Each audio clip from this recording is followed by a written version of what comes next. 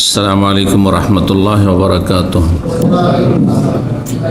إن الحمد لله نحمده ونستعينه ونستغفره ونعوذ بالله من شرور أنفسنا ومن سيئات أعمالنا.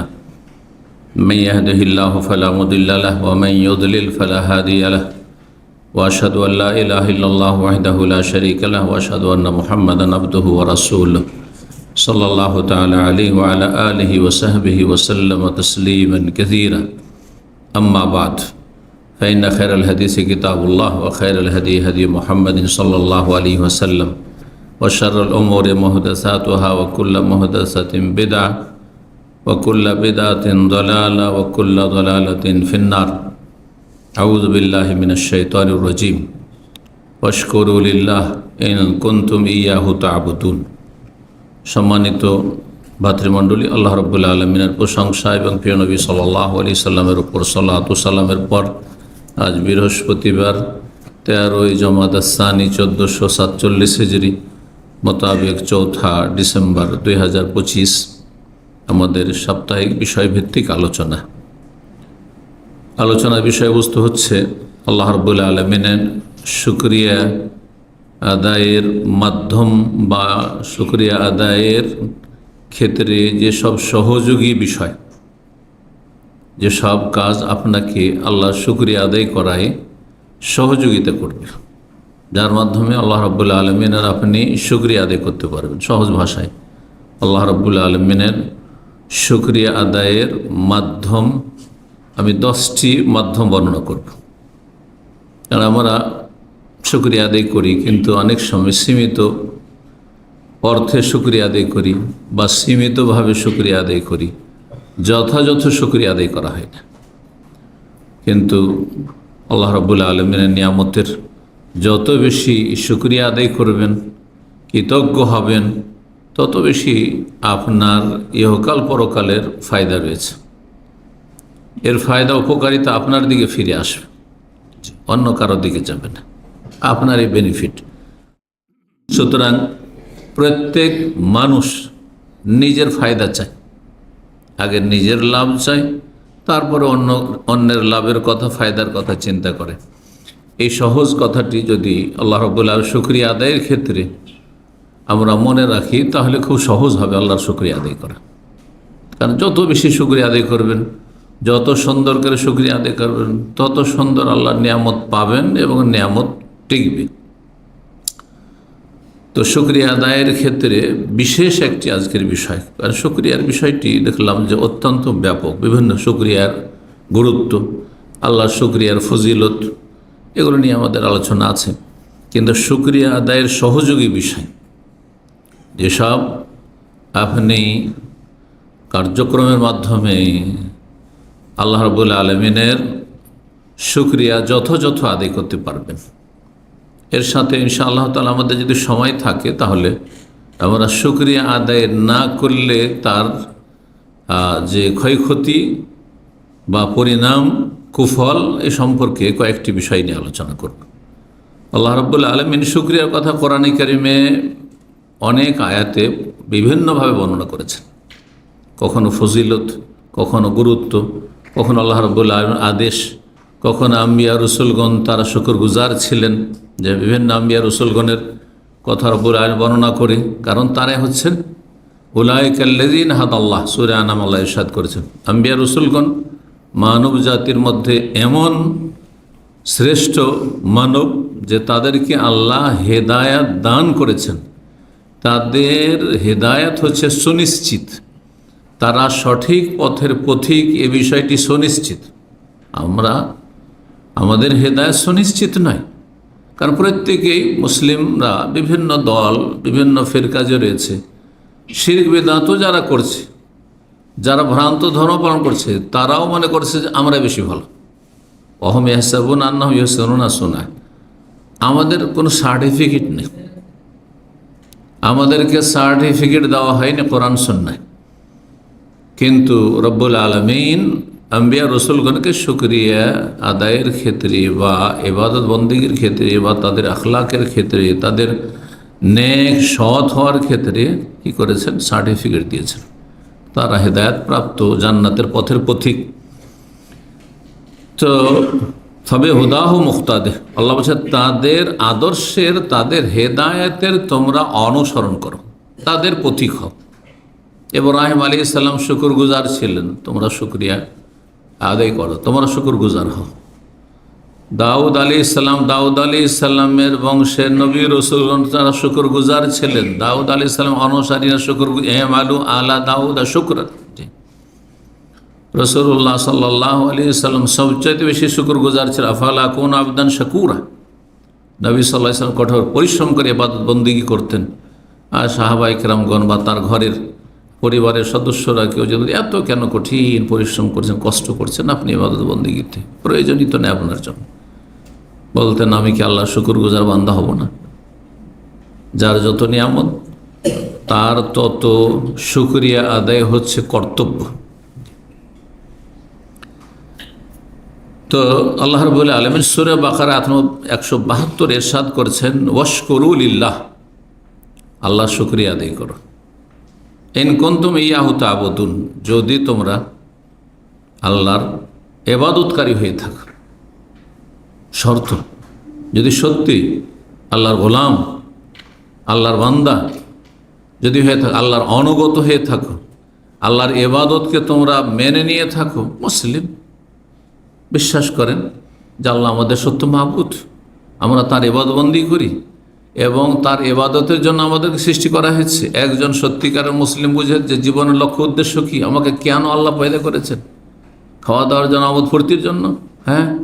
দুনিয়া কিছুদিন থাকার জন্য? শুধু জমিনটা আবাদ করার জন্য? না, কিচ্ছু না। ওমা খালাকতুল জিন্না ওয়াল ইনসা ইল্লা লিয়াবুদুন, মানুষ এবং জিনকে আল্লাহ রাব্বুল আলামিন তার ইবাদতের উদ্দেশ্যে সৃষ্টি করেছেন। আল্লাহর ইবাদত হচ্ছে জীবনের মুখ্য উদ্দেশ্য, যেই জন্য আল্লাহ সৃষ্টি করেছেন। এই উদ্দেশ্যে দুনিয়াতে থাকার জন্য যেসব শারীরিক প্রয়োজন রয়েছে, সেসব প্রয়োজনগুলি যতটা প্রয়োজন ততটা গ্রহণ করবেন বৈধ পন্থায়, হালালভাবে, অন্যায়ভাবে নয়। ইন কুনতুম ইয়াহু তা'বুদুন, তোমরা যদি আল্লাহর বান্দা হয়ে থাকো, আল্লাহর ইবাদতকে মেনে নিয়ে থাকো, তাহলে তোমরা অবশ্যই আল্লাহর শুকরিয়া আদায় করবে। আর শুকরিয়া ছাড়া তা আল্লাহর ইবাদত হয়নি, শুকরিয়া ছাড়া আল্লাহর ইবাদত হয়নি। এই শুকরিয়া আদায়ের সহযোগী 10টি পয়েন্ট আলোচনার পূর্বে আর একটি গুরুত্বপূর্ণ কথা আলোচনা করে দিই ভূমিকাতে, সেটি হচ্ছে শুকরিয়া আদায় হয় 3টি মাধ্যম দিয়ে। 3টি দিক রয়েছে শুকরিয়া আদায়ের। অনেকেই হয়তো এই 3টির 1টি 2টিতে শুকরিয়া তার আছে, কিন্তু সবগুলোতে শুকরিয়া আদায় নেই। শুকরিয়া আদায় করতে হয় শুকর বিল কলব, 1 নম্বর, অন্তর থেকে, হৃদয় থেকে, মন থেকে শুকরিয়া আদায় করতে হবে, অন্তর দ্বারা শুকরিয়া আদায় করতে হবে। 2 নম্বর শুকর বিল লিসান, এই জবান যে বাক শক্তি যা দিয়ে আমরা কথা বলছি তা দিয়ে আল্লাহর শুকরিয়া আদায় করতে হবে। 3 নম্বর হচ্ছে আশুক্র বিল জাওয়ারিহ, অঙ্গ প্রত্যঙ্গ, মাথা থেকে পা পর্যন্ত যত পার্টস রয়েছে শরীরে সবগুলি দিয়ে আল্লাহ শুকরিয়া আদায় করতে হবে। শুকরিয়ার এই অর্থটি যখন বুঝে নেবেন, তাহলে এই ব্যাপক অর্থই হচ্ছে আল্লাহর ইবাদত করা। আপনার আমার কাছে যা আছে তা আল্লাহর সন্তুষ্টির কাজে নিয়োজিত করা, মাথা থেকে পা পর্যন্ত যা আছে। তাহলে শুকরিয়া, আমাদের সমাজে যখন শুকরিয়া মুসলিম ভাই বোনেরা করে থাকেন, সীমিত শুকরিয়া, যে কোনো নিয়ামত খেয়ে দিয়ে ভোগ করে শুকর আলহামদুলিল্লাহ, আলহামদুলিল্লাহ, যখন তখন কেমন আছেন ভাই, আলহামদুলিল্লাহ, এটা একটা শুকরিয়া হইল। কি শুকরিয়া? মৌখিক শুকরিয়া হলো, জবানের শুকরিয়া হলো। কিন্তু প্রতিটি নিয়ামতের ক্ষেত্রে আপনার এই সেন্স থাকা, আপনার এই দৃঢ় বিশ্বাস থাকে, ইয়াকিন থাকা এবং সেটা অন্তর থেকে মেনে নেওয়া। বিশ্বাস হয় অন্তর দিয়ে, মেনে নেওয়া হয় অন্তর দিয়ে, তাহলে এগুলো হচ্ছে অন্তরের সাথে সম্পর্ক। অন্তর থেকে মেনে নেওয়া এবং স্বীকার করা এবং অন্তরে সব সময় কথাটিকে শক্তভাবে দৃঢ়ভাবে বসিয়ে রাখা যে সমস্ত নিয়ামত কার পক্ষ থেকে? আল্লাহর পক্ষ থেকে। যা আসছে এটা কার? আমার পয়সা দিয়ে, পয়সাটা কার? সব আল্লাহর। জি, আমি যেটুকু জানছি এটি কার পক্ষ থেকে? আল্লাহর পক্ষ থেকে। আমি যে কথা বলতে পারছি, অনেকে বোবা, কথা বলতে পারে না, অনেকে মুমূর্ষু অবস্থায় রয়েছে, অনেকে বসতে পারে না, দাঁড়াতে পারে না, অনেকে চলতে পারে না, এগুলি কার পক্ষ থেকে? আল্লাহর পক্ষ থেকে। সমস্ত নিয়ামতকে সম্পৃক্ত করা নিয়ামতওয়ালার সাথে, যিনি নিয়ামতের মালিক তার সাথে নিয়ামতকে সম্পৃক্ত করা, এতে আমার কোনো কৃতিত্ব নেই। কিন্তু পয়সাওয়ালারা মনে করে বড়ই বিচক্ষণ, নেতা মনে করে যে আমার লিডারশিপের প্রতিভা আছে, ক্ষমতা আছে। আরে প্রতিভা দিল কে তোকে? এই ধন দৌলতের বুদ্ধি, এত চালাক চতুর হওয়া, এই বিজনেসম্যান হয়ে যাওয়া, তো দিল কে তোমাকে? আমার ব্রেন ছিল ভালো, স্মৃতিশক্তি ভালো ছিল, মেধা শক্তি ভালো ছিল, লেখাপড়া মেহনত করে করেছি, তাই বড় হয়েছি। এসব দিল কে? সবসময় সবগুলিকে সম্পৃক্ত কার সাথে? যিনি নিয়ামতের মালিক রব্বুল আলামিন, তার সাথে।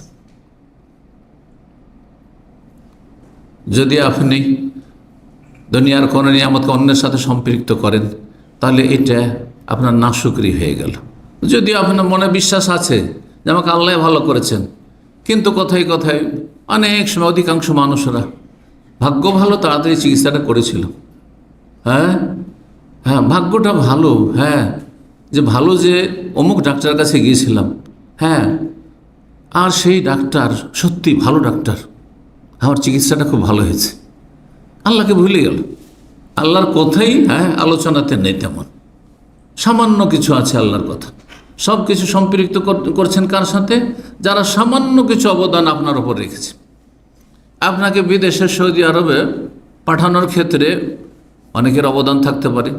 কারো বাবার অবদান আছে, কারো মায়ের অবদান আছে, কারো বড় ভাই বা কোনো ভাইয়ের অবদান আছে, কারো শ্বশুর শাশুড়ির অবদান আছে, কারো আত্মীয় স্বজন কেউ ফাইন্যান্স করেছে, টাকা পয়সা দিয়েছে, সহজ করেছে, ইত্যাদি ইত্যাদি। কেউ এখান থেকে আপনার আত্মীয় ছিল, ভিসা দিয়েছে।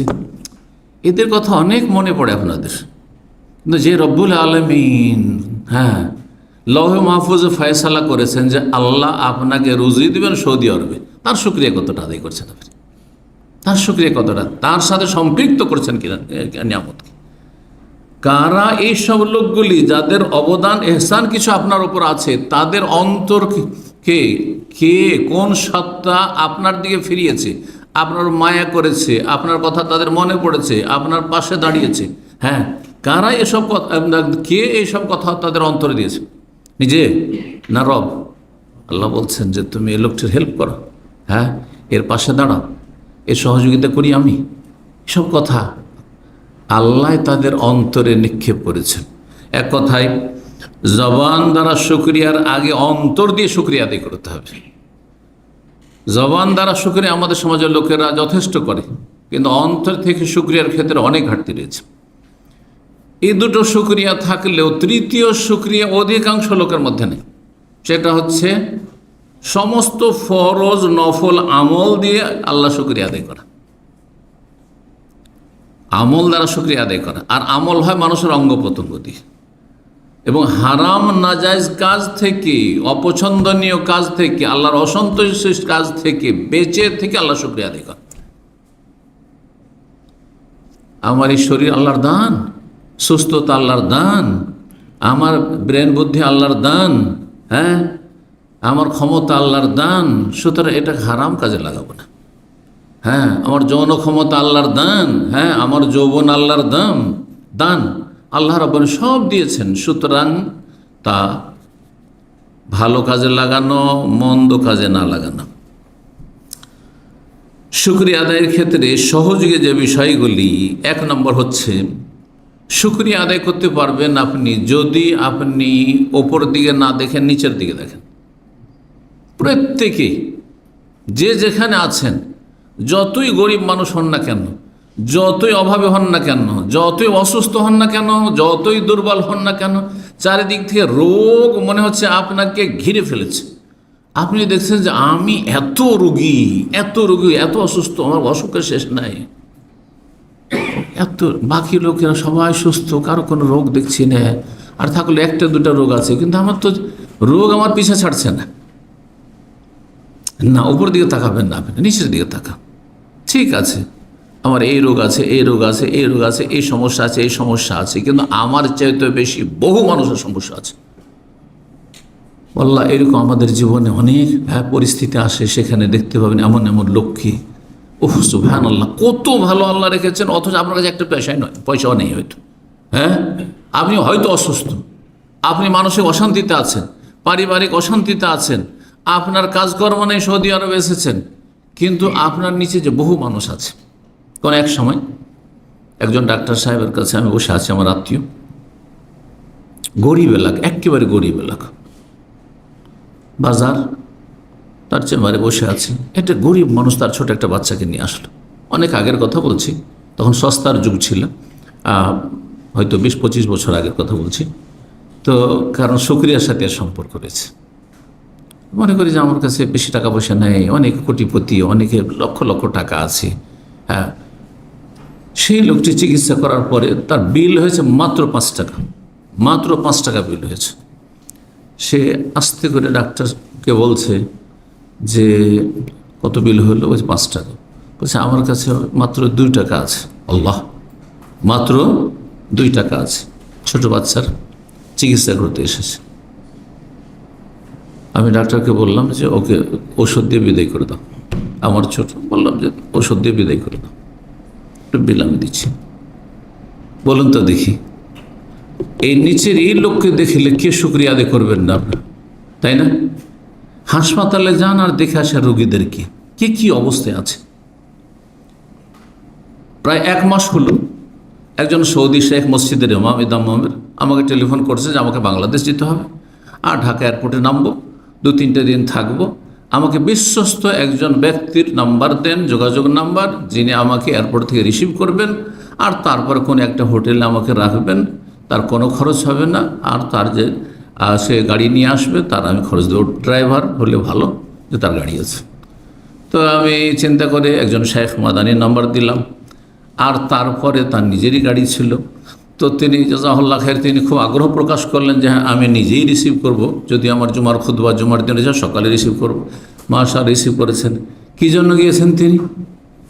2 বছর ধরে একজন বাংলাদেশি এখানে মিলিটারি হসপিটাল একটি রয়েছে এদিকে, সেই হসপিটালে মুমূর্ষ অবস্থায় পঙ্গু হয়ে আছে, মরছেও না আর বাঁচার মতো বাঁচছেও না, শয্যাশায়ী 2 বছর ধরে হাসপাতালে, তাকে দেশে পৌঁছানোর জন্য। আল্লাহ, পঙ্গু হয়ে আছে।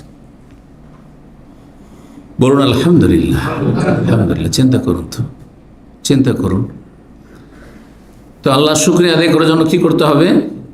যারা আপনার চাইতে দুস্থ, আপনার চাইতে অসহায়, আপনার চাইতে দুর্বল, আপনার চাইতে খারাপ অবস্থায় আছে, তাদের দিকে তাকাতে হবে। আর যদি রাজা বাদশার দিকে তাকায়, মন্ত্রী মিনিস্টারের দিকে তাকায়, হ্যাঁ আমি যতটা এলেমওয়ালা তার চাইতে বড় বড় আল্লামাদের দিকে তাকায়, আর বড় বড়দের দিকে তাকায়, শান্তি পাবো? হ্যাঁ, কখনো শান্তি পাবেন না আপনি। রাসূলুল্লাহ সাল্লাল্লাহু আলাইহি ওয়াসাল্লামের এই মর্মে হাদিস রয়েছে, সহিহ মুসলিমে রয়েছে, সুনানে তিরমিজি অন্যান্য হাদিসে রয়েছে, ইযা নাযারা আহাদুকুম ইলা মান ফুদ্দিলা আলাইহি, তোমাদের কারো যদি নজর ওপর দিকে চলে যায়, যাকে আল্লাহ তোমার চাইতে বেশি শ্রেষ্ঠত্ব দিয়েছেন, তোমার চাইতে বেশি আয়ু উপার্জন করে, তোমার চাইতে বেশি সুখী আছে, সুস্থ আছে, ওই দিকে যদি তাকাও, ফালিয়ানজুর ইলা মান হুয়া আসফাল মিনহু, তাড়াতাড়ি তুমি নিচের দিকে দেখো, নিচের দিকে তাকাও। ফাইন্নাহু আজদারু আল্লাহ তাজদারিয়া নেমাত বা আল্লাহ তাজদারু নেমাতাল্লাহি আলাইকুম, এতে হবে কি যে তুমি আল্লাহর নিয়ামত যে তোমার ওপর অসংখ্য রয়েছে সেগুলিকে তুমি তুচ্ছ মনে করবে না, ছোট মনে করবে না। আল্লাহ আমার দৃষ্টিশক্তি দিয়েছেন, হ্যাঁ এটার দাম কত হইতে পারে।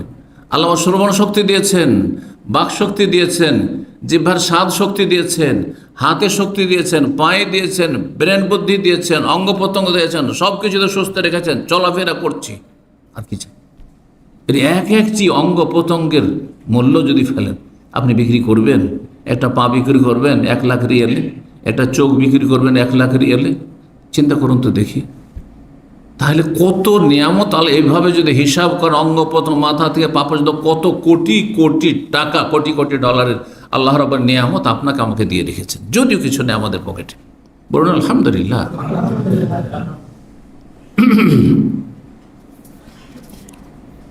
দ্বিতীয় বিষয় হচ্ছে যে মানুষ আল্লাহর শুকরিয়ায় সহযোগী। দ্বিতীয় বিষয় যে মানুষ যেন সবসময় এ কথা বিশ্বাস করে, জানবে এবং বিশ্বাস করবে যে আমার কিছুই নেই, সব কিছুর মালিককে, হ্যাঁ, আল্লাহ। যেমন একটা কৃতদাস, যার কোনো ব্যক্তি মালিকানা থাকে না, ব্যক্তি কোনো স্বাধীনতা থাকে না, যা কিছু আয় উপার্জন করবে কার? তার মনিবের, তার মালিকের। তখন দাস প্রথা ছিল। দাস প্রথা মানে এটি পণ্যের মতো বিক্রি হয়। আপনার বাড়িতে মাল সামান আছে, সেটা কার? আপনারই। আপনার মালিকানা দিন, আপনি যা ইচ্ছা তাই করছেন, বিক্রি করবেন, কাউকে দিয়ে দিবেন, খেয়ে নেবেন, আপনি শেষ করে দেবেন, যা ইচ্ছা তাই করছেন, যেখানে ইচ্ছা সেখানে নিয়ে যাবেন। সবসময় মনে রাখবেন যে আমার কাছে নিজের বলে কোনো কিছু নেই, আমি হচ্ছি একজন অসহায় গোলাম মালিকের, যিনি মালিক রব্বুল আলামিন। রব্বুল আলামিন আমারও মালিক আল্লাহ, এবং আমাকে যা কিছু দেওয়া হয়েছে তারও মালিক আল্লাহ। যা কিছু আমার কাছে আছে সব কিছুর মালিক আল্লাহ রব্বুল আলামিন। এই কথা সবসময় দৃঢ় বিশ্বাস রাখতে হবে যে সব কিছু আল্লাহ, তাহলে শুকরিয়া আদায় করতে পারবেন। এই জন্য সহিহ বুখারী মুসলিমে হাদিস রয়েছে, নবী সাল্লাল্লাহু আলাইহি ওয়াসাল্লাম কঠোর পরিশ্রম করিয়ে দীর্ঘ সময় ধরে যখন তাহাজ্জুদ পড়তেন, পাগুলি ফেটে যেত, পাগুলি ফুলে যেত, দুই রকম হাদিস রয়েছে। তখন মা আয়েশা রাদিয়াল্লাহু তাআলা আনহা অথবা অন্য কেউ বললেন যে আতাফালু হাযা ওয়া কাদ গাফারাল্লাহু লাকা মা তাকাদ্দামা মিন যামবিকা ওয়া মা তাআখার। আপনার আগের পরের ভুল ভ্রান্তি আল্লাহ ক্ষমার ঘোষণাই করে দিয়েছেন অগ্রিম, আর আপনি এত কষ্ট করে কেন ইবাদত করছেন? তিনি বলছেন আফালা কুন আবদান শাকুরা। রাসূলুল্লাহ সাইয়্যিদুল মুরসালিন, সমস্ত নবীদের শিরোমণি, জি, খাতামুন আম্বিয়া, সমস্ত নবীদের শেষ নবী, শ্রেষ্ঠ নবী মুহাম্মদ রাসূলুল্লাহ সাল্লাল্লাহু আলাইহি ওয়াসাল্লাম কি বলছেন? আমি বান্দা শুকরগুজার হব না? আল্লাহর গোলাম শুকরগুজার গোলাম কি হব না? আল্লাহ রাব্বুল আলামিন দিয়েছেন আমাকে এত বড় মর্যাদা, যে নবুয়ত দিয়েছেন, রিসালাত দিয়েছেন, আমার কাছে ওহী আসছে, তার শুকরিয়া আদায় করতে হবে না? আফালা কুন আবদান শাকুরা। 3 নম্বর যে বিষয়টি, সেটি হচ্ছে আল্লাহ যেসব নিয়ামত দিয়েছেন সেসব নিয়ামত দ্বারা আপনি উপকৃত হবেন। নিয়ামত আপনার প্রয়োজন মোতাবেক খরচ করবেন, নিয়ামতকে কুক্ষিগত করে রেখে দেবেন না। আপনি কৃপণতা করবেন না, তাতে ফরজ ওয়াজিব আদায় করাই কৃপণতা। যেসব দায়িত্ব কর্তব্য আদায় করতে হবে নিজের ক্ষেত্রে, নিজের স্ত্রীর ক্ষেত্রে, নিজের ছেলে মেয়েদের ক্ষেত্রে, আপনজনদের ক্ষেত্রে, প্রিয়জনদের ক্ষেত্রে, বাপ মায়ের ক্ষেত্রে, ভাই বোনদের ক্ষেত্রে, আত্মীয় স্বজনদের ক্ষেত্রে, মুমিন মুসলিমদের সমস্যা সমাধানের ক্ষেত্রে, উম্মতে মুসলিমার যেসব সমস্যা রয়েছে, দিনের কাজে, দাওয়ার কাজে, এসব কাজে আপনি কখনো কৃপণতা করবেন না। আর সেটাকে আপনি সঞ্চিত করে শুধু জমাই করো, ডিপোজিট করো, জমা রাখো, এমনটা করবেন না। একসময় মানুষ কৃষি কাজ করতো, আর গ্রামে গঞ্জের মানুষ এত কৃপণ ছিল যে তাদের যথেষ্ট জমি জায়গা থাকতো, শত বিঘা জমি জায়গাওয়ালা দেখেছি, কিন্তু কোনোদিন ভালো কিছু খাবার খেত না। কিছুটা পয়সা হলেই জমা করো আর কি করো, জমি কিনো। এটাই ছিল গ্রামগঞ্জের অবস্থা একসময়। ছোটকালে তাই দেখেছি, জীবনে কোনো কিছু খেত না, কাউকে খাওয়াতো না, একটা পয়সা কাউকে দিত না।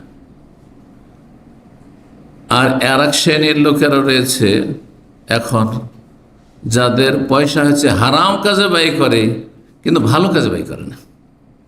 হারাম কাজে এত বেশি এরা অপচয় করে যে রবের কাছে কোনোদিন এর জবাব দিতে পারবে না, কোনোদিন জবাব দিতে পারবে না। নিয়ামত সম্পর্কে জিজ্ঞাসা যখন করা হবে, সুম্মা লা তুসআলুন্না ইয়াওমাইযিন আনিন নাঈম, অতঃপর কিয়ামতের দিনে সেই দিবসে অবশ্যই অবশ্যই জিজ্ঞাসা করা হবে তোমাদেরকে নিয়ামত সম্পর্কে।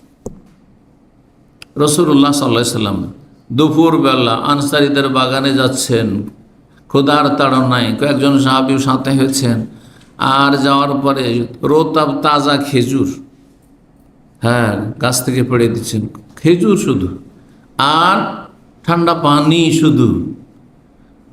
আর এটি খাওয়ার পরে বলছেন যে লাতুসআলুন্না আন হাযা আন-নাঈম ইয়াওমাল কিয়ামা, এই নিয়ামত সম্পর্কে কিয়ামতের দিন তোমাদের জিজ্ঞাসা করা হবে। এই যদি খেজুর সম্পর্কে জিজ্ঞাসা করা হবে, নবী সাল্লাল্লাহু আলাইহি ওয়াসাল্লাম এই শিক্ষা দিয়ে থাকেন সাহাবায়ে কেরামদেরকে, পানি ঠান্ডা পানি, গরম পানি নয়, ঠান্ডা পানি পাচ্ছ। চিন্তা করুন তো, ঠান্ডা পানি যদি না পান, আর গরম পানি, যারা রোদে কাজ করেন, যারা মরুভূমিতে কাজ করেন, পানি গরম হয়ে থাকে, তাতে উজু করতে হয়, সেই পানি খেতে হয়, সেটা যদি কত কষ্ট হইত। কখনো কি চিন্তা করেছেন যে এমন বহু মানুষ রয়েছে? নবী করিম সাল্লাল্লাহু আলাইহি ওয়াসাল্লাম প্রয়োজন বোধে খরচ করতে বলেছেন, হ্যাঁ, কৃপণতা নিষেধ করেছেন, তবে অপচয় করে নাই, মধ্যম পন্থা অবলম্বন করে। হাদিস রয়েছে, যে হাদিসে নবী সাল্লাল্লাহু আলাইহি ওয়াসাল্লাম বলছেন, কুলু, তোমরা খাও যা আল্লাহ দিয়েছে, ওয়াশরাবু, পান করো, ওয়াতাসাদ্দাকু, দান সাদকা করো, মিন গায়রি মাবখালাতিন ওয়ালা সারাফিন, কৃপণতাও করিও না আর অপচয় করিও না। কৃপণতা, খরচ করবেন না, একবারে কক্ষিগত করে রেখেছেন। ওয়ালা তাজআল ইয়াদাকা মাগলুলাতান ইলা উনুকিকা, আল্লাহ সূরা বনী ইসরাঈল সূরাতুল ইসরাতে বলছেন যে তোমার হাতকে একবারে গুটিয়ে নিয়ে টাকা পয়সা খরচ করবো না, একবারে পকেট থেকে একটা পয়সা বের করবো না, ব্যাংক থেকে একটা পয়সা বের করবো না, একটা পয়সা খরচ করবো না, এমনটা করিও না। ওয়ালা তাবসুতহা কুল্লাল বাসত, আর হাতকে একেবারে পুরোপুরি সম্প্রসারিত করে যা আসলো সব দিলে খরচ করে, এমনটাও করবে না। টাকা আছে বলে আপনাকে ভালো ভালো রেস্টুরেন্টে বসে খেতে হবে আর টাকা উড়াতে হবে, এটাও না। কারণ এর চাইতে অনেক গুরুত্বপূর্ণ কাজ রয়েছে। এসব ক্ষেত্রে মধ্যম পন্থা অবলম্বন করে গুরুত্বপূর্ণ কাজ রয়েছে মুসলিম উম্মার জন্য, আপনার সমাজের জন্য, আপনার আত্মীয় স্বজনের জন্য, আপনার আখিরাতের সম্বল গ্রহণের জন্য, সেগুলি করুন আপনি। রাসূলুল্লাহ সাল্লাল্লাহু আলাইহি ওয়াসাল্লাম বলছেন যে কৃপণতাও করবেন না আর অপচয় করবেন না, দান সাদকা করো আর পানাহার করো। ফাইনাল্লাহ ইউহিব্বু, কারণ আল্লাহ পছন্দ করেন আইয়ুরা আসারো নেমাতিহি আলাইহি, আল্লাহ চান যে আল্লাহ তোমাকে যে নিয়ামত দিয়েছেন তা তোমার শরীরে আর তোমার দৈনন্দিন জীবনে যাতে দেখা যায়, যে আল্লাহ টাকা পয়সা দিয়েছেন সুতরাং আপনি মাছগোস্ত খাচ্ছেন, আল্লাহ ধন সম্পদ দিয়েছেন সুতরাং ভালো কাপড় চোপড় পরছেন, হ্যাঁ, আল্লাহ ধন সম্পদ দিয়েছেন সেখান থেকে দান সাদকা করছেন, হ্যাঁ, এটা আল্লাহ দেখতে চান। মুসনাদ আহমদ, নাসাই, তিরমিজির হাদিস এবং হাদিসটি হাসান। 4 নম্বর, আল্লাহ শুকরিয়া আদায়ের মাধ্যম হচ্ছে আল্লাহ রাব্বুল আলামিনকে স্মরণ করা, কারণ এগুলো আল্লাহর দান। যখনই আপনার কাছে নিয়ামত, প্রতিটি সময় নিয়ামত আসছে, এই যে শ্বাস নিচ্ছি, টানছি আর ছাড়ছি, মুহূর্তে, হ্যাঁ মুহূর্তে, সুবহানাল্লাহ, তাহলে প্রতিটি মুহূর্তে যেন আপনার আমার এই চেতনা থাকে, এই অনুভূতি থাকে যে আল্লাহর দান, আল্লাহর দান। এটা যদি বন্ধ হয়ে যায়, 1 মিনিটের জন্য যে দম বন্ধ হয়ে যায়, শেষ। এই যে স্পন্দন আছে, যদি স্টপ হয়ে যায়, শেষ। সুবহানাল্লাহ, আল্লাহকে স্মরণ করা, আল্লাহকে স্মরণ করতে হবে। জি, শুকরিয়া আদায় করা হয় আল্লাহ রাব্বুল আলামিনের স্মরণের মাধ্যমে।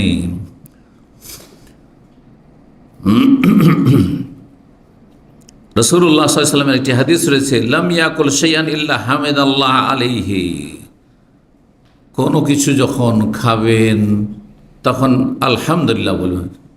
ওয়ালা ইয়াশরাবু শারাবান ইল্লা হামিদাল্লাহ আলাইহি, কোনো কিছু পান করবেন বলো আলহামদুলিল্লাহ, খেলেও আলহামদুলিল্লাহ, পান করলেও আলহামদুলিল্লাহ, কোনো কিছু পেলেন আলহামদুলিল্লাহ। ওয়ালা ইয়াবতাশু বিশাইইন কাত্তু, কোনো কিছু ধারণ করলে, এই যে হাতে ক্ষমতা আছে, এখন যদি প্যারালাইসিসে আপনি আক্রান্ত হয়ে যান, হ্যাঁ, তাহলে কি হয় বলুন? অঙ্গ প্রত্যঙ্গ নাড়াতে পারছেন না, নড়তে পারছেন না। বলছি যে কোনো কিছু ধারণ করবেন ইল্লা হামিদাল্লাহ আলাইহি, আল্লাহর প্রশংসা করবেন। প্রতির সময় যে জবান চলতে আছে, জবান কখনো ক্লান্ত হয়, এত যে আমার কথা বলছি, আল্লাহ শুকরিয়া আদায় করুন। এই জবানে যদি স্বাদ না থাকে, এই জিহ্বাতে স্বাদ আছে সব কিছু, তাই না? জিহ্বার স্বাদকে যদি আল্লাহ কেড়ে নেন তো খাবারে বুঝতে পারবেন, হ্যাঁ, কোনটা লোনা, কোনটা মিষ্টি, কোনটা ঝাল, কোনটা তিতা, কোনটাতে স্বাদ আছে, কোনটা স্বাদ নেই, সব সমান, সব সমান। চিন্তা করুন, একজন দায়ী ছিলেন আল কাসিমি, আজকে থেকে 5-7 বছর আগে ছিলেন, অথবা 8-10 বছর আগে ছিলেন। আমি ওখানে আল কাসিম যে বোরাই দায়ী বক্তব্য করেছি, ওখানে সেই সময় অনেক উপস্থাপনা করেছেন, আল্লাহ যেন তাকে শেফা দান করেন। তো সেই দায়ী আমার খুব খাতিরের মানুষ। হঠাৎ করে কয়েক বছর আগে থেকে, 3-4 বছর থেকে তার ভিতর থেকে কথা বেরোচ্ছে না। সব ঠিক আছে, শরীর সুস্থ, শরীর সুস্থ দেখা যাচ্ছে, বাহ্যিক কোনো কিছু নেই, কোনো রোগ দেখা যাচ্ছে না, কিন্তু ভিতর থেকে যে ভয়েসটা আসবে আর কথাটা বেরিয়ে আসবে, সামনের লোক সম্বোধন যাকে করেছে সে শুনবে, কোনো আওয়াজ নেই। আল্লাহু আকবার, আল্লাহু আকবার, চিন্তা করুন তো। তো এই যে নিয়ামতটা, আমি যে কথা বলছি ভিতর থেকে আর সেটা আসছে আর আপনারা সাউন্ডটা পাচ্ছেন, শুনতে পাচ্ছেন, এই ঠিক আল্লাহর কত বড় নিয়ামত, চিন্তা করুন তো দেখি।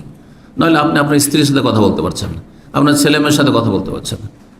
তার ছেলে ভিজিটে এসেছিল গত 2-3 সপ্তাহ আগে, জোবাইল থেকে ফোন দিয়েছে একজন পরিচিত মানুষ, দিয়ে বলছে যে অমুক সাহেবের ছেলে আপনার সাথে একটু কথা বলতে চায়। তো জিজ্ঞাসা করলাম তার আব্বার কথা, বলছে আমার আব্বা আমাদের সাথে শুধু ইশারাতে কথা, যেমন বাবা মানুষকে ইশারা ইঙ্গিতে কথা বলতে হয়, সেই ইশারা ইঙ্গিতে কথা বলছে। সাফা আল্লাহ আফা, আল্লাহ যেন আফিয়া দান করেন, শেফা দান করেন, আল্লাহ আমাদের নিয়ামতগুলিকে আল্লাহ টিকিয়ে রাখেন। 5 নম্বর শুকরিয়া আদায়ের মাধ্যম হচ্ছে বিনয়ী হওয়া। যা কিছুই আল্লাহ দেন না কেন বিনয়ী হবেন সবসময়, সবসময় নিজেকে ছোট মনে করবেন, অহংকার মুক্ত হওয়া, অহংকার যেন না থাকে। আর মানুষের স্বভাব হচ্ছে যেই সাবজেক্টে যে পারদর্শী সেটাতে অহংকার চলে আসে। আলেমদের অহংকার আসে এলমের, যারা একটু বেশি পরহেজগার তাদের পরহেজগারিতে অহংকার চলে আসে, কারণ শয়তান দেখছে যে একে কিভাবে গোমরা করবো, এগুলো তো নাস্তিক বানাইতে পারবো না। হ্যাঁ, সহি আকিদা তৌহিদ সুন্নতের অনুসারী আহলুল হাদিস সালাফিদেরকে গোমরা করে শয়তান অন্য রাস্তা দিয়ে, আপোষে লড়িয়ে দিয়ে, ঝগড়া ফাসাদে লাগিয়ে দিয়ে, হিংসা বিদ্বেষ দিয়ে, হ্যাঁ, আর মনের সংকীর্ণতা দিয়ে, উদারতা না থাকা দিয়ে, বিভিন্নভাবে যাকে যেইভাবে পারে শয়তান সেভাবে তাকে অ্যাটাক করে। সবাই সব পাপ করাতে পারবে না, এটা শয়তান ভালো করে জানে। আপনাকে দিয়ে যে পাপ করাতে পারবে, হয়তো আমাকে পারবে না, সে আমার ক্ষেত্রে অন্য অস্ত্র ব্যবহার করবে। সবসময় সজাগ থাকতে হবে। ইন্না শায়তান লাকুম আদু, শয়তান তোমাদের শত্রু, ফাত্তাখিযু আদুয়া, শত্রুকে শত্রুই মনে করিয়ে। শত্রুকে যদি শত্রু না ভাবেন তাহলে ক্ষতিগ্রস্ত। তো বিনয়ী হইতে হবে, নমনীয় হইতে হবে, অহংকার মুক্ত হইতে হবে। কারণ যার মধ্যে অহংকার চলে আসে সে তখন আল্লাহর নিয়ামতে বলে যে আল্লাহ যে আমাকে এলেম দিয়েছেন এটি আল্লাহর দান, আল্লাহ যে আমাকে পয়সা দিয়েছেন এটি আল্লাহর দান, হ্যাঁ, তখন ছোট হয়ে যাবে, হ্যাঁ, বিনয়ী হয়ে যাবে। আর না হলে যদি মনে করেন আমি অনেক এলেম শিখেছি, আমি অনেক পয়সার মালিক হয়েছি, অনেক ক্ষমতার মালিক হয়েছি, আমি অনেক সুস্থ আছি, আমার কোনো রোগ নেই, হ্যাঁ, এই মন মানসিকতা তখন রাখবেন না। আল্লাহর দান, আলহামদুলিল্লাহ, বিনয়ী হবেন। আজকে সুস্থ আছি, কালকে নাও থাকতে পারি, বিনয়ী হবেন, হ্যাঁ, নিয়ামত টিকে থাকবে।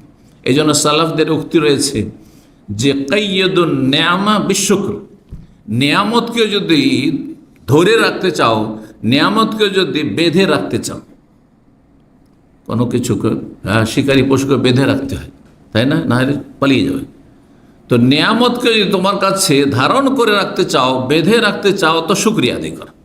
শুকরিয়া আদায় করলে নিয়ামত হারা হবে না, নিয়ামত ছিনিয়ে নেওয়া হবে না। আর যখনই শুকরিয়া আদায় করবে না, না শুকরি করবে বিভিন্নভাবে, অন্তর থেকে শুকরিয়া আদায় করছো না, জবান দ্বারা শুকরিয়া আদায় করছো না, আমল দ্বারা শুকরিয়া আদায় করছো না, আল্লাহ নিয়ামত দিয়েছেন আর পাপ করা শুরু করে দিলে আল্লাহ নিয়ামতকে ছিনিয়ে নেবে। বহু লোককে আল্লাহ রাষ্ট্রীয় নিয়ামত দিয়েছিলেন, রাষ্ট্রীয় ক্ষমতা দিয়েছিলেন, ছিনিয়ে নিয়েছেন, ছুঁড়ে ফেলে দিয়েছেন। বহু লোককে আল্লাহ এলেম দিয়েছিলেন, কিন্তু বেশি দিন সময় দেননি, আর তার তার এলেমে বরকত হয়নি। এলেম অনেক শিখেছে, কিন্তু কাউকে দিয়ে যেতে পারেনি। যার কাছে যে নিয়ামত আছে, সেই নিয়ামতকে যদি টিকাতে হয়, তাহলে কি করতে হবে? হ্যাঁ, শুকরিয়া আদায় করতে হবে। আর শুকরিয়া আদায়ের একটি মাধ্যম হচ্ছে বিনয়ী হওয়া, নমনীয় হওয়া, তাওয়াজু, খাকসারি। খাকসারি কথাটি ফার্সি শব্দ, কিন্তু আমাদের ভাষাতে ব্যবহারে খাক মানে মাটি, আর সারি মানে নিজেকে মাটিতে মিশিয়ে দাও, ছোট মনে, অনেক বড় মনে করবে না নিজেকে। জি। 6 নম্বর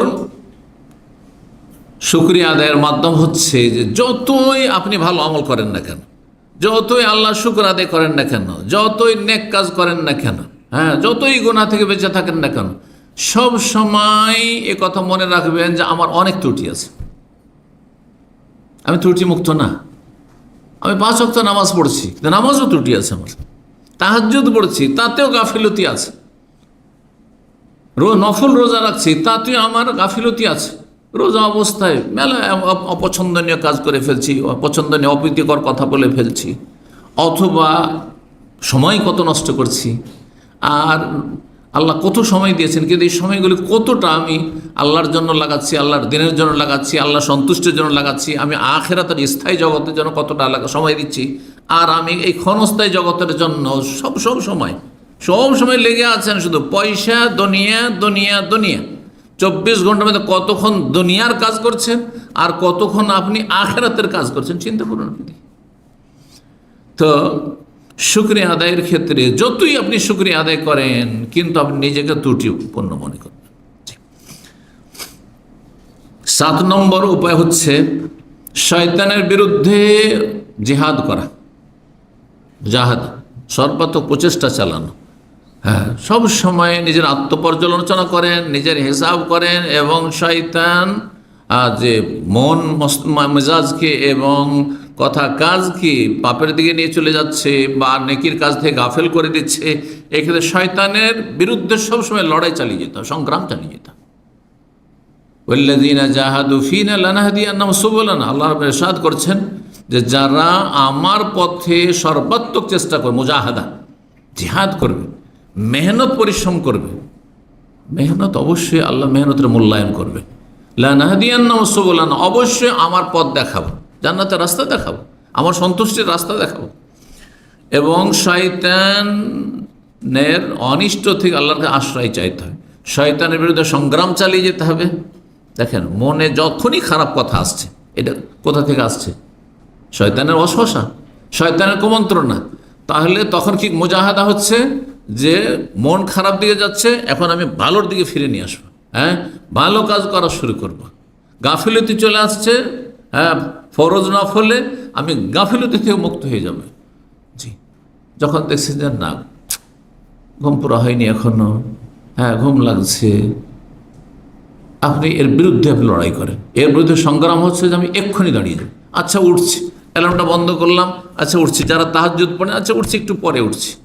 যারা তাহাজ্জুদ পড়েন না, হয়তো ফজরের আজানের সময় অ্যালার্ম লাগিয়ে রেখেছেন, অ্যালার্ম বাজলে আচ্ছা এখন তো আধা ঘন্টা 25 মিনিট আছে, জামাত তো ধরেই নেব, আচ্ছা 5 মিনিট, এই যখনই 5 মিনিট, আচ্ছা একটু আরাম করি, আচ্ছা একটু ঘুমটা হালকা হয়ে যাক, দেখবেন ঘুম চেপে যাবে। সাথে সাথে মুজাহাদা করে যে এক্ষুনি উঠবো। এই যে মন বলছে যে না পরে উঠি, তখনই উঠবো, এটা হচ্ছে মুজাহাদা। মনে যে গাফিলতি আসছে, অথবা শিথিলতা আসছে, অথবা যে কোনো এই ধরনের ত্রুটির দিকগুলো আসছে বা খারাপ কথা আসছে, তার বিপরীত ভালো কাজের দিকে আপনি নিজেকে নিয়ে যাবেন। এটি শয়তানের বিরুদ্ধে সংগ্রাম করা। আল্লাহ রাব্বুল আলামিন কোরআনে কারীমে ইরশাদ করেছেন, ইবলিস শয়তান যখন বিতাড়িত হয়ে গেল, জান্নাত থেকে বিতাড়িত হইল, আল্লাহ সন্তুষ্টি থেকে বিতাড়িত হইল, মালাউন অভিশপ্ত হয়ে গেল। হ্যাঁ, আল্লাহ যখন তাড়িয়ে দিলেন রহমত থেকে, তখন আল্লাহর কাছে কি চেয়েছিল? ছাড় চেয়েছিল, ক্ষমতা চেয়েছিল। হ্যাঁ, তো আল্লাহ বলেছেন ঠিক আছে, ইন্নাকা মিনাল মুনজারিন, তোমাকে ছাড় দিলাম, তোমাকে ক্ষমতা দিলাম, তুমি যা চাইছো তাই দিলাম, তুমি যাকে পারবে তুমি জাহান্নামে নিয়ে যাও, তোমার সঙ্গী বানাও। তো সেই সময় শয়তান যে কথাগুলি বলেছিল তার কিছু কথা, সুম্মা লাআতিয়ান্নাহুম মিন বাইনি আইদিহিম ওয়া মিন খালফিহিম ওয়া আন আইমানিহিম ওয়া আন শামাইলিহিম, হে আল্লাহ এই যাদের জন্য আমি অভিশপ্ত মালাউন হয়ে গেলাম, যাদের জন্য আমি কাফের হয়ে গেলাম, যেই জাতির জন্য আমি জাহান্নামী হয়ে গেলাম আর তোমার রহমত থেকে বিতাড়িত হইলাম, সেই জাতি হচ্ছে আদম এবং তার সন্তানরা, তাই না? আদম আলাইহিস সালামকে সিজদা করতে বলা হয়েছে, সেটা করে নিলেই তো আল্লাহর অনুগত বান্দাই থাকতো সে। তো শয়তান আল্লাহকে বলল, ইবলিস শয়তান, যে আল্লাহ এ মানব জাতির সামনে থেকে এসে আমি আক্রমণ করব, পেছন থেকে আক্রমণ করব, ওয়ান আইমানে ডান দিক থেকে আক্রমণ করব, ওয়ান শামালে বাম দিক থেকে আক্রমণ করব, চারিদিক থেকে আমি হানা দেব। ওয়ালা তাজিদু আকসারাহুম শাকিরিন। তারপরে আল্লাহ, তুমি এই আদম সন্তানের মানব জাতির অধিকাংশ লোককে শুকর গুজার পাবে না, সব অকৃতজ্ঞ হয়ে যাবে। আর অকৃতজ্ঞ হইলেই তো আমার কাজ হয়ে যাবে, আমার দলবল সেনাবাহিনী বেড়ে যাবে, সঙ্গী বেড়ে যাবে, এদেরকে জাহান্নামে নিয়ে যাওয়া। আল্লাহ রাব্বুল আলামিন তার জয় বলেছেন যে তবে আমার যারা খালিস বান্দা, খাঁটি বান্দা, তাদেরকে পারবে না। ইবলিস শয়তান স্বীকার করছে, ইল্লা ইবাদাকা মিনহুমুল মুখলাসিন, আল্লাহ তোমার যেগুলো খালিস বান্দা, হ্যাঁ ওগুলোকে পারবো না। তাহলে খুলুসিয়তের সাথে আল্লাহর ইবাদত বন্দি করতে হবে। রব্বুল আলামিন যেন তৌফিক দান করেন। 8 নম্বর উপায় হচ্ছে আল্লাহর যথাযথ শুকরিয়া আদায় করার, যে ভালো মানুষদের সাথে চলাফেরা করবেন, ওঠা বসা করবেন, তাদের সংসর্গ গ্রহণ করবেন। খারাপ যারা শুধু দুনিয়ার গালগল্প আর ফরজ অজেব থেকে গাফিল, এলেম শিখা থেকে গাফিল, ফরজ আমল করা থেকে গাফিল, নেকির কাজে গাফিল, উদাসীন, শুধু দুনিয়াদারি, ওদের সংসর্গ বর্জন করবেন। যত তাদের সাথে বসবেন তত আপনি আল্লাহর অকৃতজ্ঞ হয়ে যাবেন, আল্লাহ শুকরিয়া আদায় করতে পারবেন, আল্লাহ শুকরিয়া আদায় করতে পারবেন না।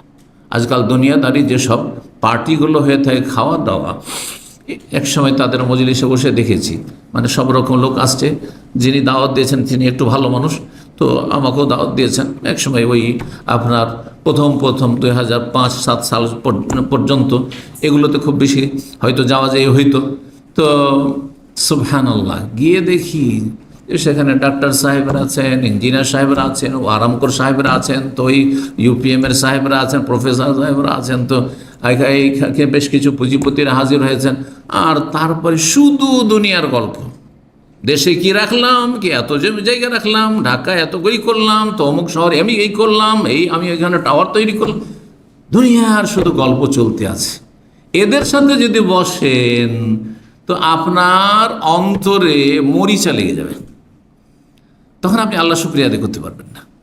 তখন নিজেকে খুব তুচ্ছ মনে করবে যে আমি এত গরিব থেকে গেলাম, 3টা পয়সা কোন রকম সংসার চালাইতে হিমশিম খাচ্ছি, আরে বাপরে বাপ, তাই না?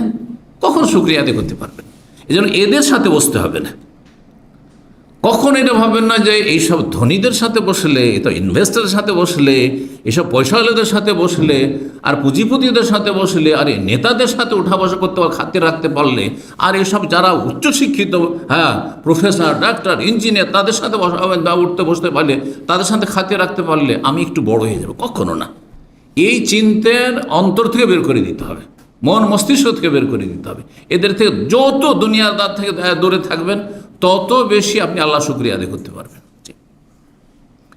রব্বুল আলামিন কোরআন কারীমে ইরশাদ করেছেন, সূরা আরাফের আয়াত 205 আল্লাহ ইরশাদ করেছেন, ওয়াজকুর রব্বাকা ফি নাফসিকা, হে নবী মুহাম্মদ সাল্লাল্লাহু আলাইহি ওয়াসাল্লাম, তোমার রবকে তুমি মনে মনে স্মরণ করো, তোমার রবের জিকির আজকার করো, মনে মনে, অন্তর থেকেও আল্লাহকে সবসময় স্মরণ রাখা। আর আস্তে, মনে মনের আরেকটি অর্থ হয় আস্তে, উচ্চ স্বরে না, হ্যাঁ শুধু ঠোঁট নড়িয়ে, জিহ্বা নড়িয়ে আল্লাহকে স্মরণ করা, আল্লাহ জিকির আজকার করা। তাদাররুআন ওয়া খীফাতান, তাদাররুআন মানে কাকুতি মিনতির সাথে, একগ্র চিত্তে, ওয়া খীফাতান এবং আল্লাহর ভয় ভীতির সাথে, ওয়া দুনাল জাহরি মিনাল কওলি বিল গুদুবি ওয়াল আসাল, উচ্চ স্বরে নয়, খুব উচ্চ স্বরে নয়, যাতে আশেপাশের লোককে ডিস্টার্ব হয়। কেউ ঘুমিয়ে আছে রাতের অন্ধকারে, আর আপনি তাহাজ্জুদে আপনি লম্বা সুরা শুরু করেছেন, আর উচ্চ স্বরে তেলাওয়াত শুরু করেছেন, তাকবীর দেওয়া শুরু করেছেন, না। দুনাল জাহরি মিনাল কওলি বিল গুদুবি ওয়াল আসাল, সকাল বিকাল সবসময়। ওয়ালা তাকুম মিনাল গাফিলিন, আর গাফিলদের দলভুক্ত হইও না, যারা উদাসীন তাদের দলভুক্ত হইও না। কারণ গাফিলদের দলে শামিল হলে জাহান্নামে যেতে হবে। কোরআনে কারিমে আল্লাহ সূরা ইউনূসের একটি আয়াত ইরশাদ করেছেন, ইন্নাল্লাযীনা লা ইয়ারজুনা লিকাআনা ওয়া রাযু বিল হায়াতিদ দুনিয়া ওয়া তামান্নু বিহা ওয়াল্লাযীনা আন আয়াতিনা গাফিলুন উলাইকা মাওয়াহুমুন নার। ইন্নাল্লাযীনা লা ইয়ারজুনা লিকাআনা, যারা আমার সাথে সাক্ষাৎ হবে, আল্লাহকে দেখবে। কারা? মুমিন মুসলিমরা দেখবে, জান্নাতে জান্নাতীরা দেখবে, এটা বিশ্বাস করে না, এর আশাবাদী নয়, এর আকাঙ্ক্ষাও নেই, মনের কামনা বাসনা নেই, আর চেষ্টাও নেই। লা ইয়ারজুনা লিকাআনা, দুনিয়া নিয়ে মেতে আছে। ওয়া রাযু বিল হায়াতিদ দুনিয়া, দুনিয়া পেয়ে খুব সন্তুষ্ট, যা পেয়েছে গাড়ি বাড়ি নারী পয়সা এটা নিয়ে খুব সন্তুষ্ট হয়ে গেছে, মেতে আছে আমোদে। ওয়া রাযু বিল হায়াতিদ দুনিয়া ওয়া তামান্নু বিহা, এবং এতেই শান্তি ফিল করছে, দুনিয়ার পয়সাতেই শান্তি খুঁজছে, নেতৃত্ব ক্ষমতাতে শান্তি খুঁজছে, দুনিয়ার প্রভাব আর মান সম্মান আর খ্যাতি এতেই সব কিছু শান্তি খুঁজছে। ওয়া তামান্নু বিহা ওয়াল্লাযীনা আন আয়াতিনা গাফিলুন, আর যারা আমার বিধিবিধান আয়াত থেকে শরীয়তের হুকুম আকাম থেকে উদাসীন গাফেল হয়ে রয়েছে, উলাইকা মাওয়াহুমুন নার, এদের বাসস্থান হচ্ছে জাহান্নাম। কয়টি অপরাধ? আখিরাত সম্পর্কে তাদের কোনো কর্মতৎপরতা নেই, চিন্তাশীল নয়, ওরা তো দুনিয়া নিয়ে সন্তুষ্ট, আর এতে নিজের প্রশান্তি লাভ করছে, দুনিয়াতে শান্তি পাচ্ছে, দিনে শান্তি পায় না, মসজিদ আসলে শান্তি নেই, দিনের মজলিস আসলে শান্তি পাই না, ছটপট করে শুধু দুনিয়া দুনিয়া পয়সায়। অতমানও দুনিয়া নিয়ে তাতে ইতমিনান মুতমাইন হয়ে রয়েছে, প্রশান্তি লাভ করছে। তাতে এক শ্রেণীর পাপিষ্ট আছে নাকি শান্তি পায় ধূমপান করলে। জি, যারা ধূমপানকারী তাদের জিজ্ঞাসা করবেন, প্রচণ্ড গরমের সময়, আরে রোদরে চলাফেরা করছে, তারপরেও সিগারেট টানছে, জিজ্ঞাসা করবো তেমন শান্তি হয়। মদখোর বলে যে মদে শান্তি হয়। আবার যারা হিরোইন গাঁজা খায় ওদেরকে জিজ্ঞাসা করেন না, ওদের সাথে দেখা যেন নাই হয়, আল্লাহ যেন হেফাজত করেন। যেখানে বিড়ি সিগারেটের গন্ধই বরদাস্ত করতে পারি না, তো এইসব নিকৃষ্ট নোংরাদের থেকে আল্লাহ যেন অনেক দূরে রাখেন, আল্লাহ যেন আফিয়াত দান করেন, মুসলিম গুমরাহদেরকে আল্লাহ যেন হেদায়েত দান করেন। তো পাপে শান্তি খুঁজছে, পাপে শান্তি খুঁজছে, যারা পাপী তারা পাপ করে শান্তি খুঁজে, ওতেই নাকি তাদের বিনোদন হয়। আল্লাহ হেফাজত করুন। তো এরা হচ্ছে জাহান্নামে, উলাইকা মাওয়াহুমুন নার, এরাই হচ্ছে জাহান্নামে বিমা কানু ইয়াকসিবুন, তাদের পাপের কারণে। 9 নম্বর, আল্লাহর শুকরিয়া আদায়ের ক্ষেত্রে সহযোগী বিষয় হচ্ছে যে আল্লাহর কাছে দোয়া করবেন। কারণ দোয়া হচ্ছে আল্লাহর কাছে সাহায্য চাওয়া। আর আল্লাহ ক্ষমতা না দিলে আমাদের কোনো ক্ষমতা নেই, সব কিছুর মালিক আল্লাহ। প্রতিটি অঙ্গ প্রত্যঙ্গে ক্ষমতা দাতাকে একমাত্র আল্লাহ রাব্বুল আলামিন। আছে সব কিছু ঠিক আছে, অনেক মানুষ আছে মাথা থেকে পা পর্যন্ত এত সুঠাম, এত সুন্দর দেখতে, এত স্মার্ট, কিন্তু রোগের শেষ নেই। ব্রেন কাজ করে না, অঙ্গ প্রত্যঙ্গ কাজ করে না, তার বিভিন্ন পার্টস কাজ করে না, তার কিডনি ফেল হয়ে গেছে, তার লিভার ড্যামেজ হয়ে গেছে, তার এইটা হয়ে গেছে, সেটা হয়েছে, তার হার্টের সমস্যা, তার এই সমস্যা, কিন্তু দেখে মনে হচ্ছে যে একেবারে কত স্মার্ট, কত সুঠাম, কত ভালো, সুস্থ মানুষ। সুতরাং আল্লাহর কাছে দোয়া করতে হবে যে আল্লাহ যেন আমাকে যা কিছু দিয়েছেন শরীরে এবং শরীরের বাইরে, ঘরে বাইরে দিগন্তে চারপাশে যা কিছু আল্লাহ দিয়েছেন, কারণ নিয়ামত শুধু শরীরে নেই, নিয়ামত দিগন্তেও আছে। আমাদের চারপাশে যা কিছু আমরা ভোগ করছি সব কিছু আল্লাহর নিয়ামত, যা কিছুই আমরা হাসিল করছি এবং ভোগ করছি, এবং সেটা ছাড়া আমাদের চলবে না, অথবা চলবে তারপরও তার প্রয়োজন রয়েছে, সব কিছু আল্লাহর দান। দোয়া করতে হবে রব্বুল আলমিনের কাছে যে আল্লাহ যেন আমাকে শুকরগুজার বান্দাদের সাথে শামিল করে নেন। এই মর্মে নবী করিম সাল্লাল্লাহু আলাইহি সাল্লাম মুআয ইবনে জাবাল রাদিয়াল্লাহু তাআলা আনহুকে বলেছিলেন, ওয়াল্লাহি ইয়া মুআয, আল্লাহর কসম করে বলছে হে মুআয, ইন্নী লা উহিব্বুকা, আমি তোমাকে ভালোবাসি। এখান থেকে বোঝা গেল কেউ যদি কাউকে ভালোবাসে বলে দেবেন আমি আপনাকে ভালোবাসি, আল্লাহর জন্য ভালোবাসা, ফিতনার ভালোবাসা নয়। আচ্ছা না, কারো পয়সা আছে সেজন্য ভালোবাসা, কারোর সাথে স্বার্থ জড়িত আছে সেজন্য ভালোবাসা, পুরুষের নারীর সাথে ভালোবাসা, স্ত্রী ছাড়া, বেগানা কারোর সাথে, নন মাহারামের সাথে, এগুলো হারাম, এগুলো ফিতনা। কিন্তু আল্লাহর জন্য, আল্লাহর দিনের জন্য, আল্লাহ সন্তুষ্টির জন্য ভালোবাসা। ইন্নী লা উহিব্বুকা, মাজ তোমাকে আমি খুব ভালোবাসি। ফালা তানসা আন তাকুলা দুবারা কুল্লি সালাতিন, সুতরাং তুমি ভুলবে না প্রত্যেক ফরজ সালাতের পরে এই দোয়াটি পাঠ করতে। এই দোয়াটি পাঠ করতে ভুলবে না। কি? আল্লাহুম্মা আইন্নি আলা যিকরিকা ওয়া শুকরিকা ওয়া হুসনি ইবাদাতিক, হে আল্লাহ আমাকে সাহায্য কর। তাহলে আল্লাহর সাহায্য না হলে পারবেন না আপনি শুকরিয়া আদায় করতে। আল্লাহ আমাকে সাহায্য করো আলা যিকরিকা, তোমার জিকির আজকারের, তোমাকে স্মরণ করার, হ্যাঁ 5 ওয়াক্ত সালাত কায়েম করার, তাহাজ্জুদ পড়ার জন্য, দান খেরাতের জন্য, ভালো কাজ করার জন্য, সিয়াম পালনের জন্য, ফরজ নফল আদায় করার জন্য, হারাম থেকে বেঁচে থাকার জন্য আমাকে সাহায্য করো। অনেকে বিভিন্ন পাপে জড়িয়ে আছেন, বিশেষ করে যারা পরিবার ছাড়া থাকছেন আর যৌবনের জ্বালা রয়েছে। এই কথাগুলি বলার প্রয়োজনও আছে প্রবাসী ভাইদের জন্য। বিভিন্ন নির্জনতার পাপে লিপ্ত আছেন, কেউ হস্তমৈথুনের পাপে লিপ্ত আছেন, কেউ এছাড়াও আরও মারাত্মক পাপে হইতে পারে, বিভিন্ন পাপে জড়িয়ে আছেন, বিভিন্ন পদস্খলন ঘটছে, অথবা আপনার পর্নোগ্রাফি দেখা, নোংরা ছবি টবি দেখা ইত্যাদি করা, খারাপ কিছু শোনা, খারাপ দেখা, এইসব পাপে জড়িয়ে আছেন। আল্লাহর কাছে দোয়া করুন অন্তর থেকে, আল্লাহর কাছে দোয়া করুন অন্তর থেকে যে আল্লাহ তুমি আমাকে গুনাহ থেকে বাঁচার তৌফিক দান করো, গুনাহ থেকে আমাকে রক্ষা করো। অন্তর থেকে যদি দোয়া করেন তাহলে সেই কাজে চেষ্টাও থাকবে যে আমি আল্লাহর কাছে চাইছিও এবং আমি গুনাহ থেকে বাঁচার সর্বাত্মক চেষ্টাও করব। দেখবেন তখন বাঁচতে পারবেন। এক ভাই একদিন বলছে যে শেখ আমার ফেসবুক ছিল, কিন্তু ফেসবুকটা আমি বন্ধ করে দিয়েছি। কেন বন্ধ করেছেন? কারণ ফেসবুকে বহুবার চেষ্টা করলাম যে আমি শুধু দিনই আলোচনা শুনবো, ভালো কিছু শুনবো, ভালো কিছু দেখবো, পড়বো, কিন্তু ভালো করতে করতে যখন খারাপ চলে আসে তখন একটু দেখি আর একটু দেখি করতে করতে অনেকক্ষণ তখন ওই পাপে থেকে যায়। দেখছি যে পাপ অনেক বেশি হয়ে যাচ্ছে, চোখের পাপ হয়ে যাচ্ছে, হ্যাঁ অনেক চোখের পাপ হয়ে যাচ্ছে। তখন আমি বন্ধ করেছি। খুব ভালো কাজ করেছে। এইরকম লোকের জন্য ফেসবুক, সোশ্যাল মিডিয়া, যাতে পাপ চলে আসছে আপনার সামনে আর নিজেকে সামলাতে পারছেন না, তাদের জন্য তাতে ঢোকাই জায়েজ নাই। এসব সাইটে ঢোকা মোটেই জায়েজ না আপনার জন্য, কারণ হারাম থেকে বাঁচা ফরজ। আর হারাম থেকে যার মধ্যে বাঁচতে পারবেন সেটা করা ফরজ আপনার জন্য। আল্লাহুম্মা আইন্নী আলা যিকরিকা ওয়া শুকরিকা, শুকরিয়া আদায়ের তৌফিক দান করো, শুকরিয়া আদায়ের জন্য সাহায্য করো। ওয়া হুসনে ইবাদাতিক, আর সুন্দর করে ইবাদত করার জন্য তুমি সাহায্য করো। তো আল্লাহুম্মা আইন্নী আলা যিকরিকা ওয়া শুকরিকা, আইন্নী আলা শুকরিকা, আল্লাহ তোমার শুকরিয়া আদায় করার জন্য আমাকে সাহায্য করো।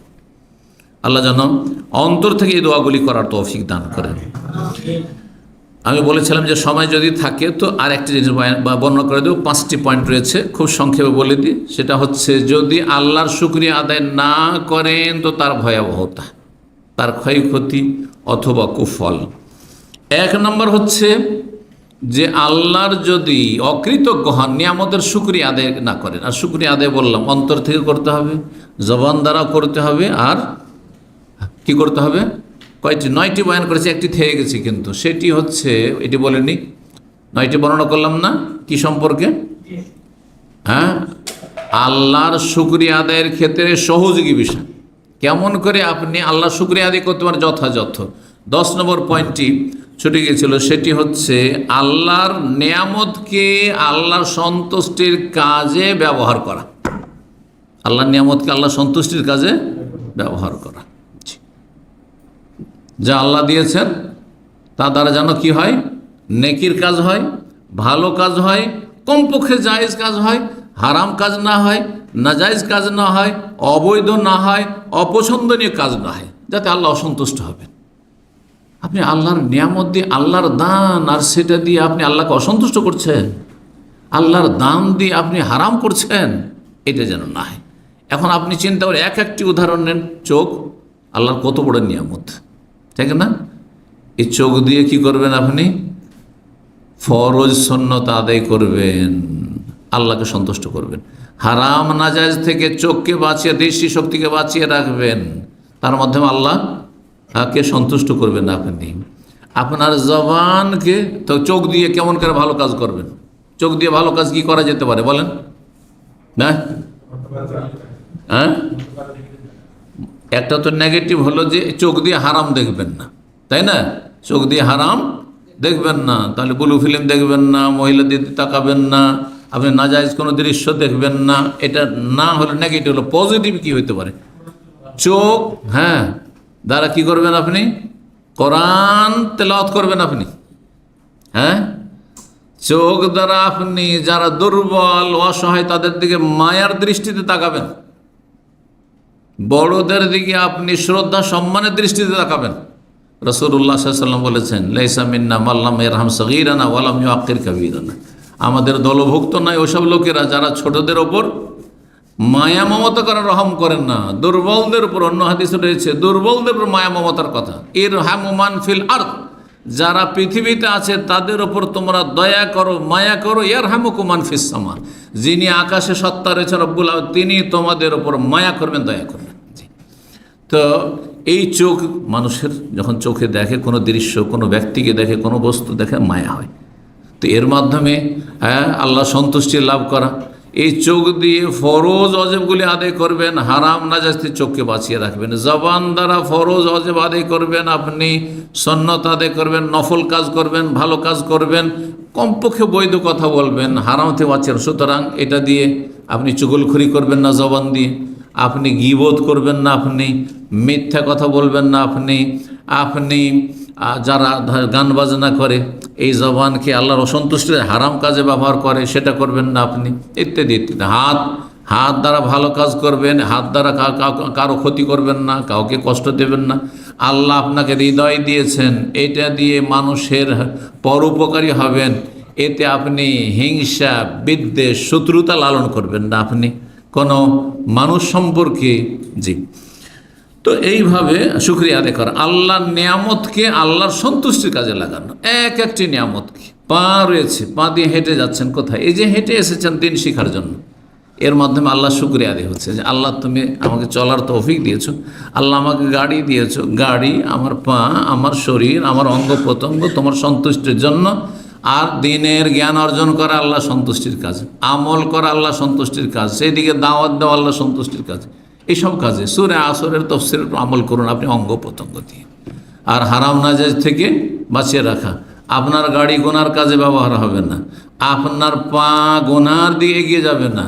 কেউ যাচ্ছে কোথাও পাপের জায়গাতে, পাপীদের সাথে বসার জন্য হেঁটে যাচ্ছে, তাহলে আল্লাহর নিয়ামতকে গোনার কাজে ব্যবহার করুন।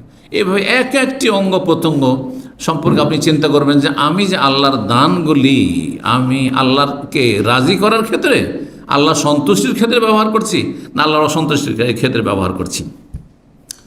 যে কথাগুলি বলতে চেয়েছিলাম তাহলে আমি বলে ফেলি, সেটা হচ্ছে যদি আল্লাহর শুকরিয়া না আদায় করেন তার কুফল, 1 নম্বর কুফল হচ্ছে যে নেয়ামতের শুকরিয়া আদায় না করলে নেয়ামত কি হয়ে যাবে? চলে যাবে, হারিয়ে যাবে, টিকবে না। কোরআনে কারীমের সূরা ইব্রাহিমের আয়াত নম্বর 7 আল্লাহ ইরশাদ করেছেন, ওয়াইজ তাআযানা রাব্বুকুম লাইন শাকারতুম লাযিদান্নাকুম, যদি তোমরা শুকরিয়া আদায় করো তাহলে আমি তোমাদের নিয়ামতগুলিকে বেশি করে দেব, বর্ধিত করে দেব। ওয়ালাইন কাফারতুম, আর যদি অকৃতজ্ঞ হও, নাশুকরি করো, ইন্না আযাবি লাশাদীদ, তাহলে আমার আযাব বড়ই শক্ত রয়েছে, বড়ই কঠিন রয়েছে। 2 নম্বর ক্ষয়ক্ষতি হচ্ছে যে আল্লাহ রাব্বুল আলামিন ওই সব মানুষকে নিকৃষ্ট বলেছেন, ওই সব মানুষকে আল্লাহ রাব্বুল আলামিন ঘৃণিত বলেছেন, যেসব মানুষরা, যেসব আত্মা, যেসব মন আল্লাহ শুকরিয়া আদায় করে না। তাহলে যারা আল্লাহ শুকরিয়া আদায় করে না তারা আল্লাহর কাছে ঘৃণিত, নিকৃষ্ট। রব্বুল আলামিন ইরশাদ করেছেন সূরা ফুসসিলাতের আয়াত নম্বর 51-তে। সূরা ফুসসিলাত অপর নাম হচ্ছে হামিম সেজদা। ওয়াইদা আনআমনা আলাল ইনসানি আরাজা, অধিকাংশ মানুষের স্বভাব হচ্ছে, প্রকৃতি হচ্ছে যে আমি যদি তাদেরকে নিয়ামত দান করি তাহলে সে উপেক্ষা করে, মানে সুখী হইলে পাপী হয়ে যায়, আরাজা, আল্লাহর দিন থেকে বিমুখ হয়ে যায়। ওয়া না আবেজানেহি, পাশ কাটিয়ে চলে যায়। ওয়াইদা মাসসাহু শারর, আর যখন বিপদ আপদ এসে পড়ে, বালা মুসিবত আপতিত হয়, ফাজু দুআইন আরিজ, তখন লম্বা দোয়া শুরু করে দেয়।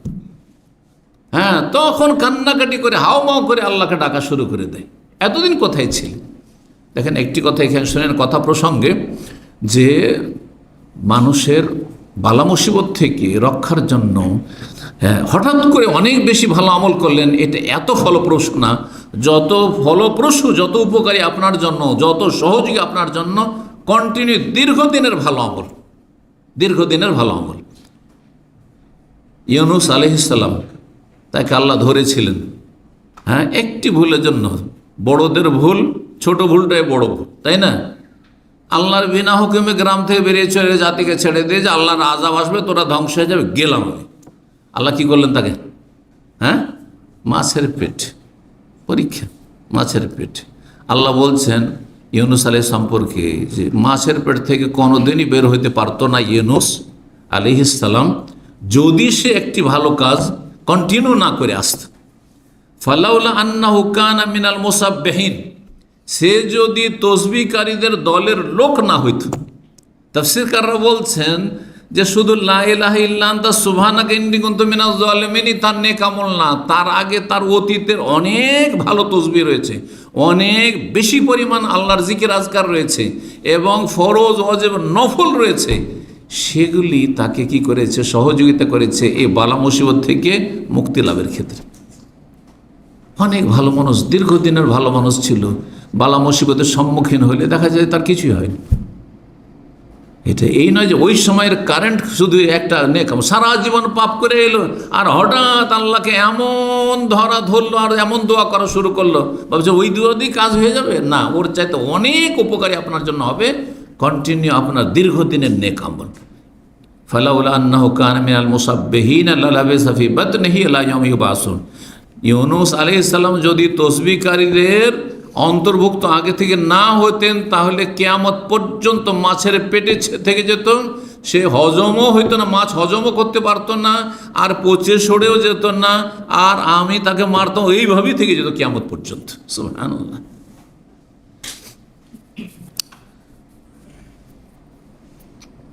3 নম্বর যে বিষয়টি, কিসের বিষয়? আল্লাহ যদি শুকরিয়া আদায় না করেন তাহলে কি হইতে পারে? আল্লাহ শুকরিয়া না আদায় করলে আল্লাহ কখনো কখনো ছাড় দিয়ে দেন যে এই বড় মাছ আছে, ওই যে ছিপে বা বড়শিতে মাছ ধরে, ছোট মাছ বড় মাছের পার্থক্য জানে না যারা মাছ ধরে। ছোট মাছ যদি লাগে সাথে সাথে খাচ করে টানবে, ঠিক কিনা?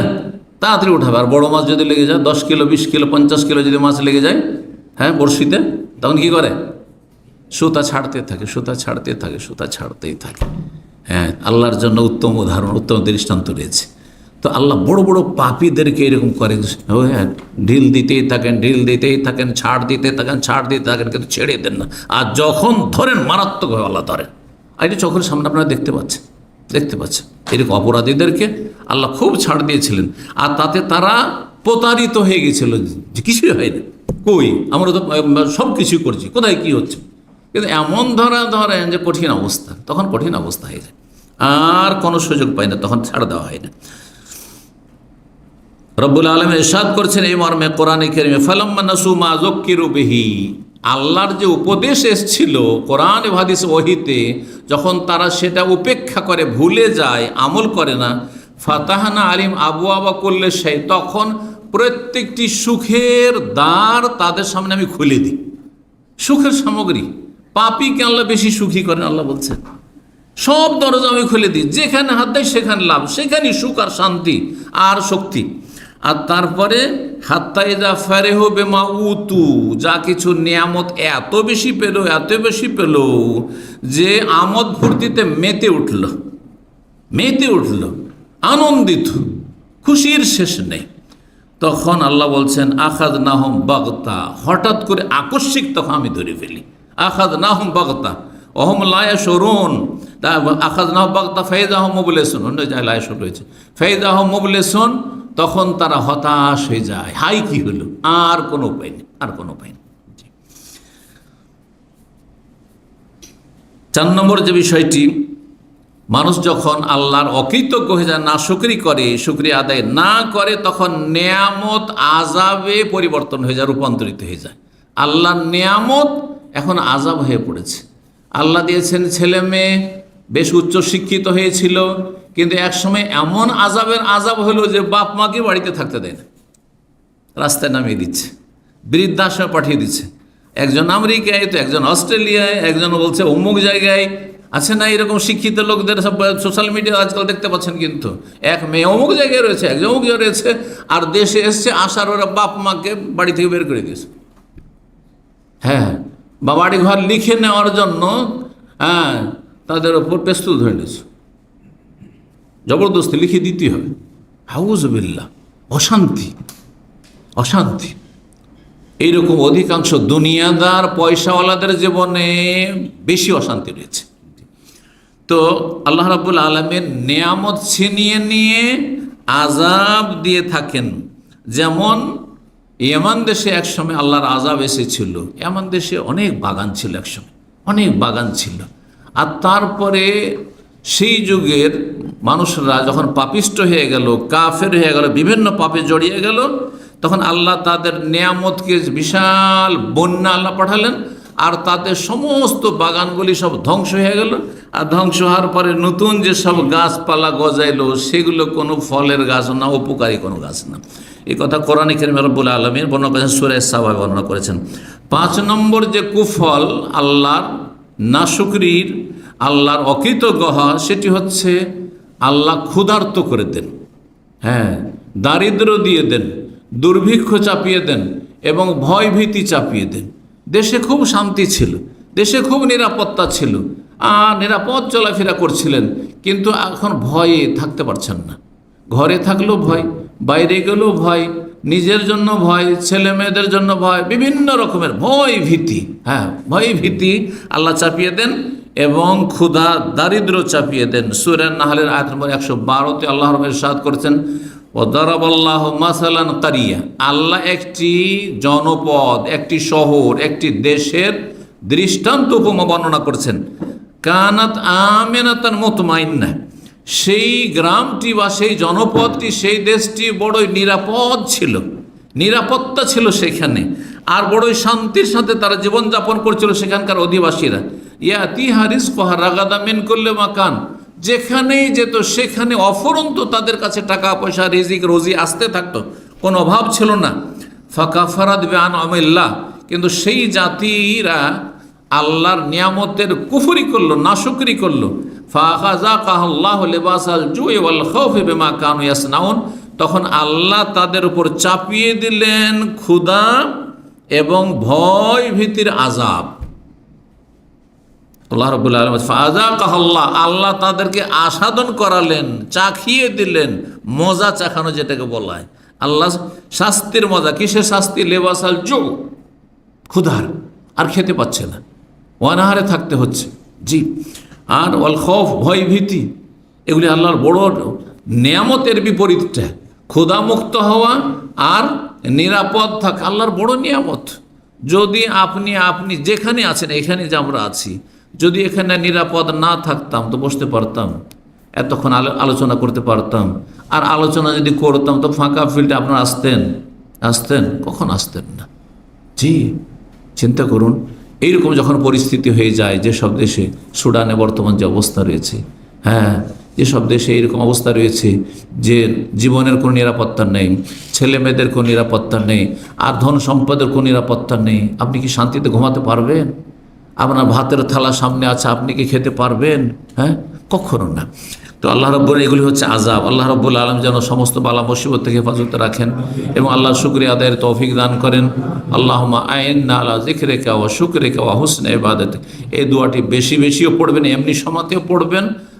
আর বিশেষ করে সুন্নতি যে আমল, সেটি হচ্ছে ফরজ সালাত শেষ করার পরে যেসব জিকির আজকার রয়েছে, তার মধ্যে এই জিকিরটি সবসময় পড়ার চেষ্টা করবেন। আল্লাহ যেন তৌফিক দান করেন। আল্লাহুম্মা আইন্না আলা যিকরিকা ওয়া শুকরিকা ওয়া হুসনি ইবাদাতিক। আল্লাহ আমাদেরকে সাহায্য করো তোমাকে স্মরণ করার জন্য বেশি বেশি, এবং তোমার শুকরিয়া আদায় করার জন্য, এবং তোমার সুন্দর করে ইবাদত সম্পাদনের জন্য। ফরজ নফল আদায় করার তৌফিক দান করো, হারাম নাজায়েজ থেকে বেঁচে থাকার তৌফিক দান করো। সুবহান রাব্বিকা রব্বিল ইজ্জাতি আম্মা ইয়াসিফুন ওয়া সালামুন আলাল মুরসালিন ওয়া আলহামদুলিল্লাহি রাব্বিল আলামিন।